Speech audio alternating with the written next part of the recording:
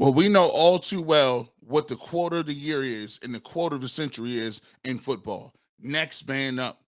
We got a lot of guys going down at a receiver, Anthony Schwartz, David Bell. We'll talk about the guys that are on the roster that may be able to step up and take that mantle, or we might have to look outside a little bit. We'll also talk about the free agents that we could look at to possibly come in and help this ball team.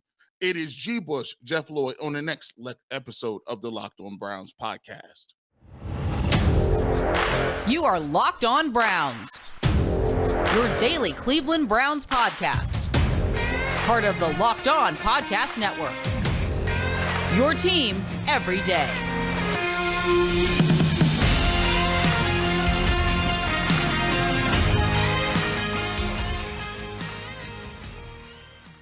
Welcome back, my friends, to the show that never ends, your daily delivery of all things Dog Pound LGB on the LOB, the Locked On Browns podcast, brought to you by the Locked Podcast Network, your team every day. Host Jeff Lloyd at Jeff_A_Lloyd, of course, from the Cleveland Sports Show and the Barbershop. Mr. Garrett Bush at GBush91. Appreciate everybody who makes Locked On Browns their first listen day in, day out, whether it is on your favorite podcast platform or, of course, YouTube. Closing in on 2,400 subscribers over there. Appreciate everybody. As we go down this new avenue, it's been great to see the growth here. And now that we actually have football to talk about, we expect the growth to just expand a ton.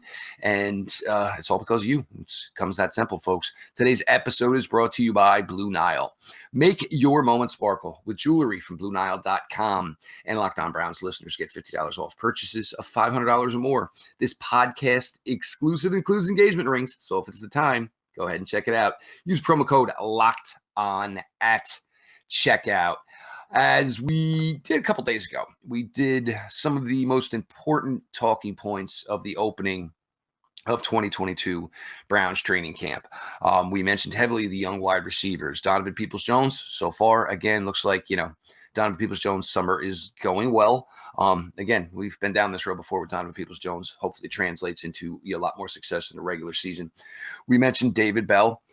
David Bell has yet to do anything while being on the physically unable to perform list. I've spoken with David Bell's agent. He's kind of assured me that it's not really that big of a deal. Just Browns are being slow, being cautious with their rookie wide receiver.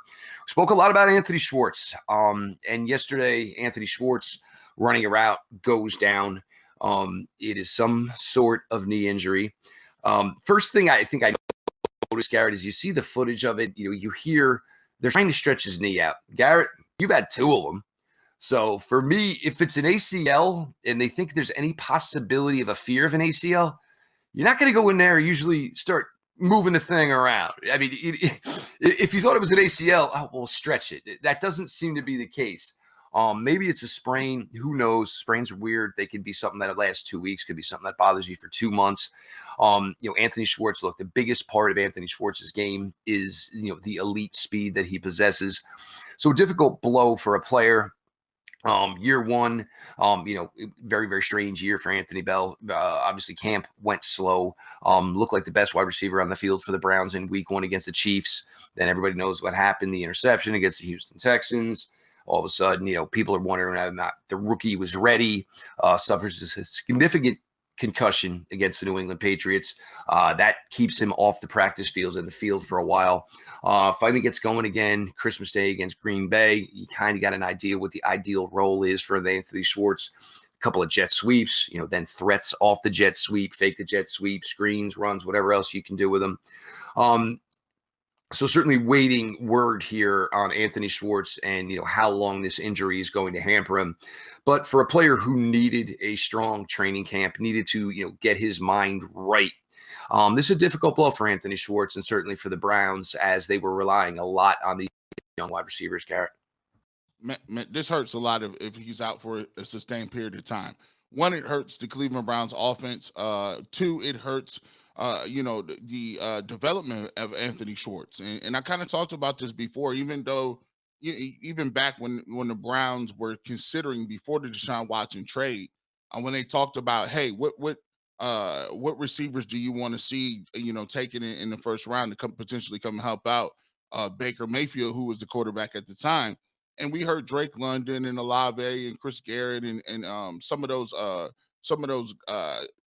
guys that were out there that were the top-notch receivers. And what happened was, I would say I looked at it and say, there's a lot of it's very difficult for you to hang your hat on or to count on first and second year receivers, even if they're first rounders have a tremendous amount of upside. First, the learning curve is a lot higher. Second of all, usually a lot of the soft tissue, stuff that comes with receivers and defensive backs, that comes from a change in intensity, right? When you're in college, you have another gear. You may be bigger than people. You just got another gear that other people can't really get to. But once you get into the pros and the professional ranks, every defensive back has recovery speed.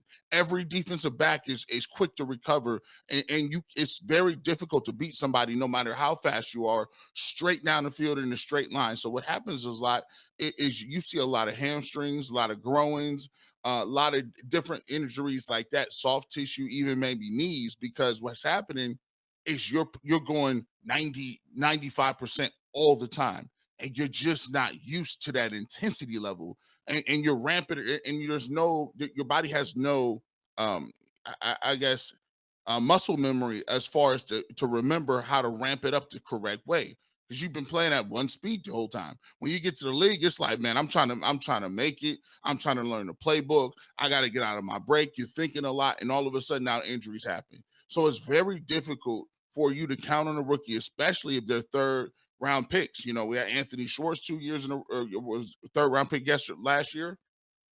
This year, David Bell was your guy. So now you look at a situation where you have both of those young men out. Both of them need the most reps because you were counting on them to play. And now they're behind the 8 ball. They don't get any chemistry with Jacoby Brissett or Deshaun Watson. They're not going to be able to be on the field and actually get their conditioning level back up to running routes consistently. And you still have to ramp them up to getting up to that top speed that they had a problem with to start. That's why the injuries happen. So when I had my ACL, I tore my left ACL, my right ACL. When they come out and usually they test you like this, they grab your top of your leg and the bottom of the leg, and they're moving it around to see if there's any slack, if there's any looseness between your bottom leg and the top leg, to make sure that you don't have an ACL. And usually they know pretty well. They know pretty much that as soon as they do that test, whether or not you tore your ACL or not. And the second thing to confirm the ACL tear is they'll go into the locker room, they'll drain your knee, because usually your knee fills up with a bunch of fluid within about 5 to 10 minutes, even 20 minutes afterwards. If they drain that fluid and the fluid is a clear yellowish, that's just inflammation.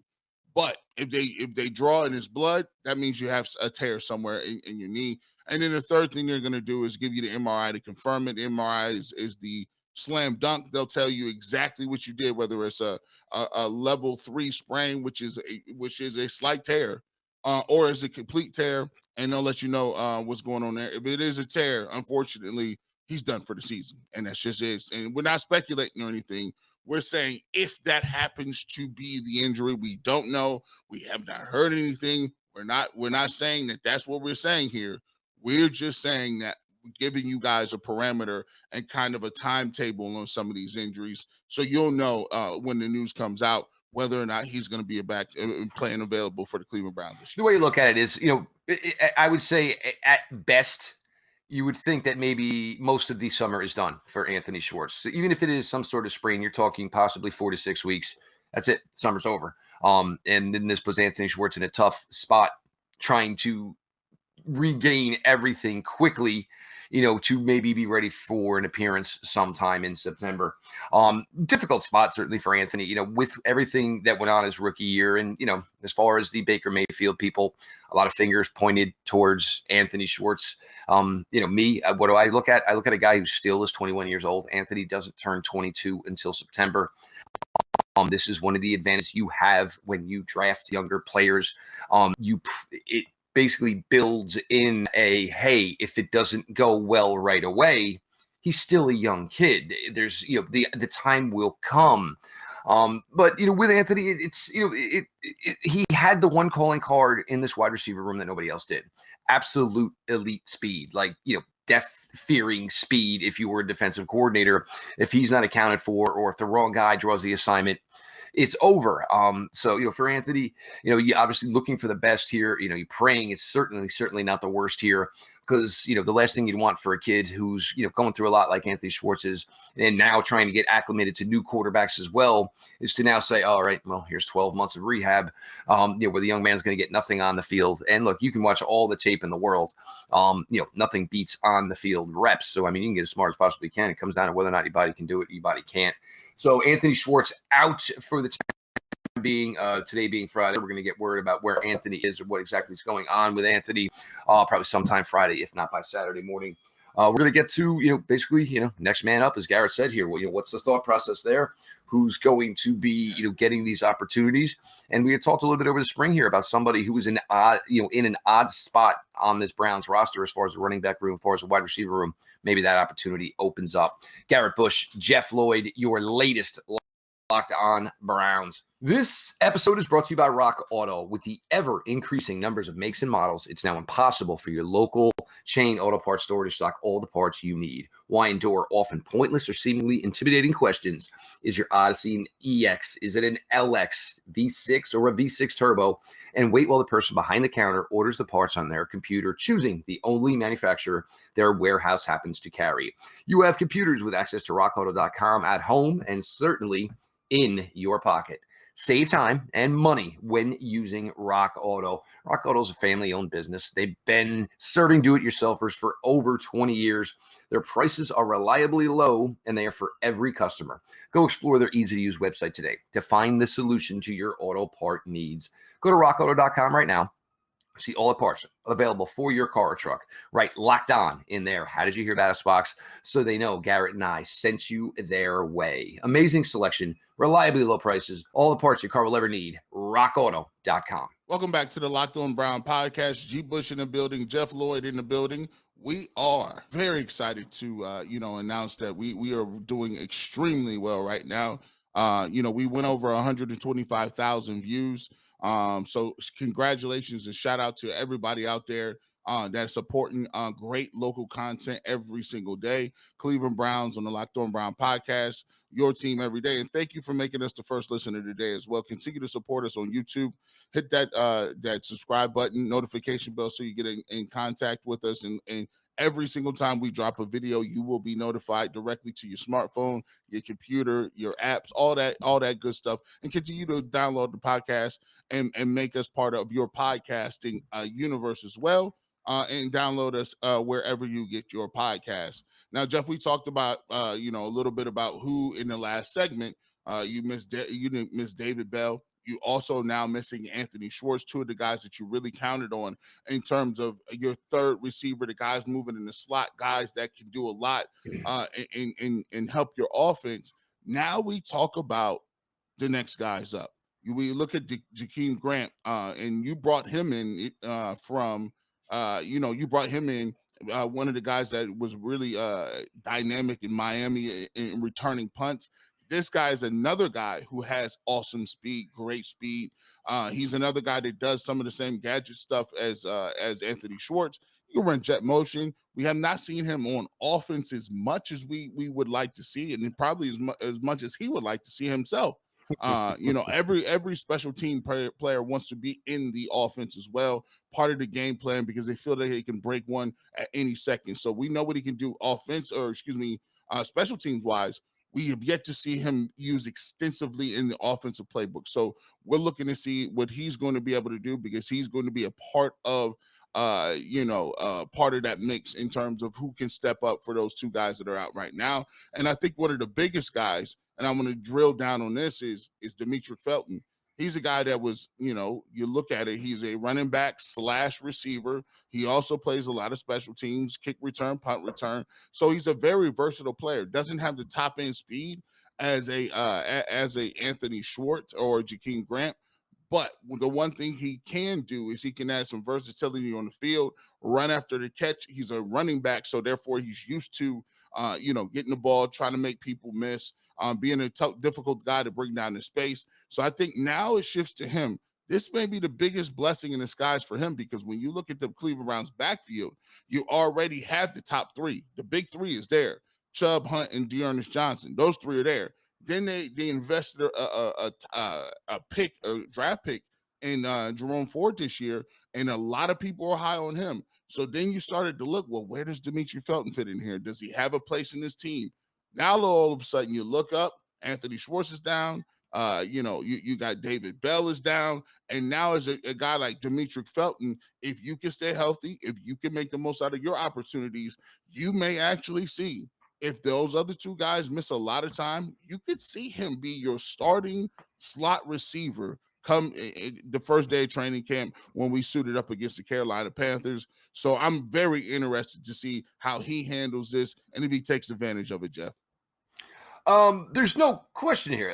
Things have obviously changed. And look, the Browns still got to get to work every day. You got to get your new franchise quarterback acclimated into Deshaun Watson. Understanding that there's going to be a blip to when the actual start date is for Deshaun Watson. Jakeem Grant, we had mentioned this. Look, there was the opportunity, and nobody wanted it to come the way it's come, Anthony Schwartz, via injury. But there was the possibility, if there were any slip-ups or any, hesitation in Anthony Schwartz's development this summer, Jakeem Grant brings a lot to the table to what Anthony Schwartz can do. So, Jakeem Grant is an opportunity. He's a veteran. There was a game last year against the Green Bay Packers. They had no answer for him as a returner, or you're running some of these, short drags, basically space plays, get an elite athlete the ball in his hands with space. He's got the speed, he's got the wiggle, all the things necessary. But he's also a type of guy you're not just going to say, all right, well, Jakeem Grant's going to go out there, we can target him 10 times. It doesn't, he's just not that type of guy. A small dose, but with a big impact is what you can get with Jakeem Grant. Browns did draft 2 wide receivers. David Bell currently on the PUP list. They did draft Michael Woods out of Oklahoma. There's been some, positive talk so far. Albert Breer even said it the other day. This looks like a guy who's ready to compete. So an opportunity, Michael Woods, that, maybe slice of the pie was not going to be as big this summer. But again, sometimes things force themselves and you get into these opportunities and situations and you get somebody to step up. So we'll see how it, goes for Michael Woods here over the next couple of weeks. But Demetric Felton, and I could not agree with you more.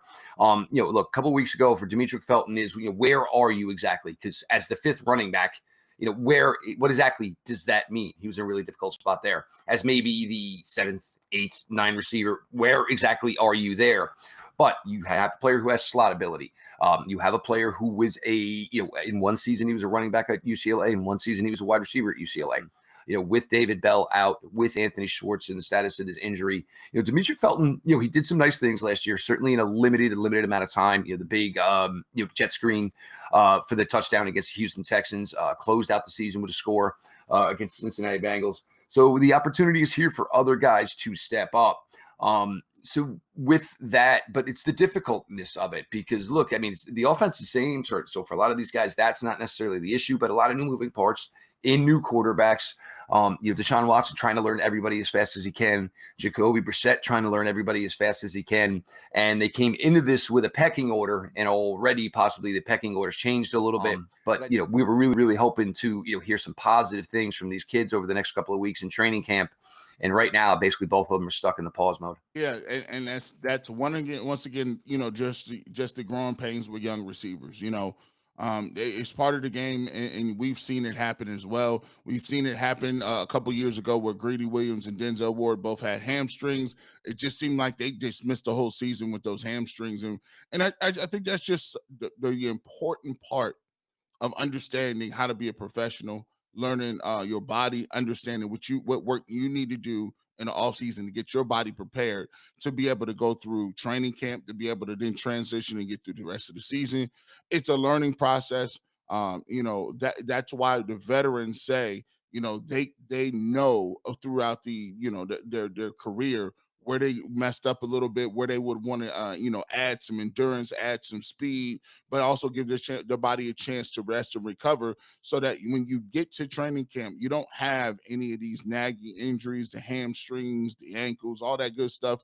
That comes down to your preparation, your nutrition, and what you're doing in the offseason. So hopefully we can get these guys back on the field. But coming up here in this next segment, we're going to talk about, if we can't find a guy inside the locker room, what are some options for the Cleveland Browns to move forward and get some veterans in here to help out this team? Jeff Lloyd, Garrett Bush, your latest Locked On Browns, going through the current wide receiver issues. If you haven't tried Built Bar Puffs yet, you are depriving yourself of one of life's greatest joys. And guess what? There's a new flavor. Ready? Delicious, indulgent cookie dough covered in chocolate. That's right. Built has done it again. Let me introduce you to your new favorite.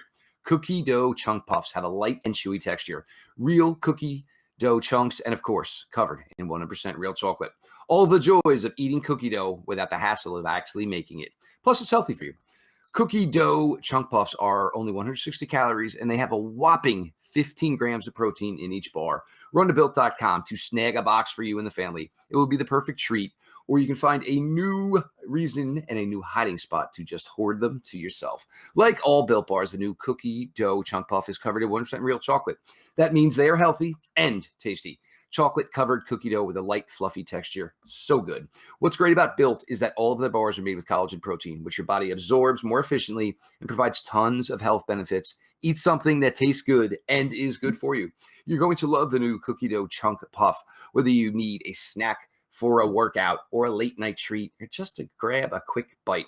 Built is the perfect protein bar, and they taste better than a candy bar. Ditch the calories, fat, and sugar. Grab yourself a Built Bar. Go to Built.com. Use promo code LOCKED15 and get 15% off your order. Again, promo code LOCKED15. Welcome back to the Locked On Browns podcast. G. Bush and Jeff Lloyd. Make sure you continue to support us out there. We appreciate everybody that's continuing to make us one of the fastest growing, podcasts on YouTube and on your regular your regular independent blogosphere or your podcast, wherever you download your podcast. We want to thank you for making us one of those top programs. We want to show people Cleveland, Ohio, we get it done over here. We're rabid about our Browns. We really go out and support our Browns, continue to support the podcast, and we will continue to keep pumping out this daily content. Jeff, we talked to you, wanted to get into a couple names, and I think you got some names right there that you want to go over as potential guys that could come in and help the team.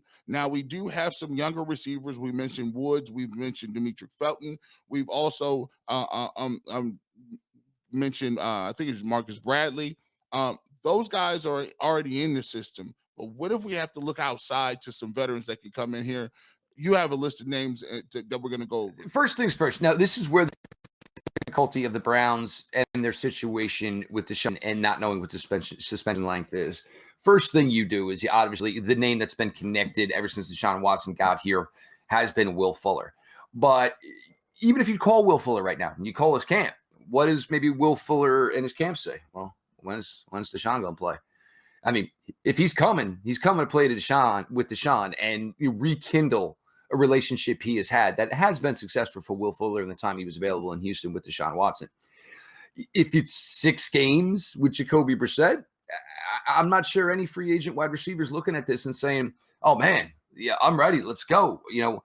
Of course, the other thing is with whatever is David Bell and Anthony Schwartz's status, it's hard to call a veteran wide receiver and say, hey, can you come in here, give us some good practice for about 3-4 weeks? But ideally, if David Bell and Anthony Schwartz are healthy, we don't really want you anyway. So they're in a tough spot with that. Of course, I mean, Will Fuller has been the name that's been talked about a ton. And Will's got some game. There's no question about that.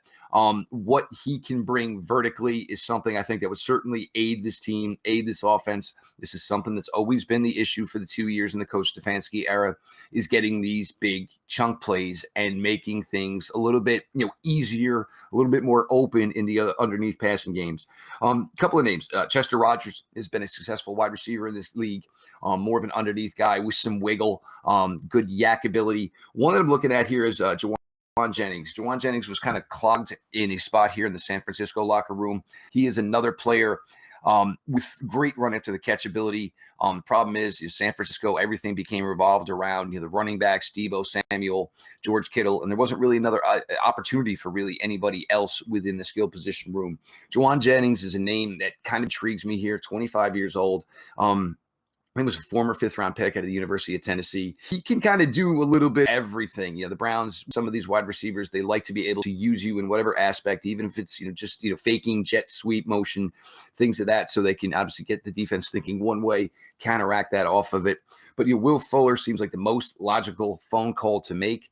But again, I think the hiccup there is not knowing what Deshaun Watson's availability is. If you're coming here and it's for a short period of time, or maybe even one season, you're trying to bulk up some stats to get yourself somewhere else next year for some decent money. If you're a free agent wide receiver, you're doing that thinking you got Deshaun Watson feeding you.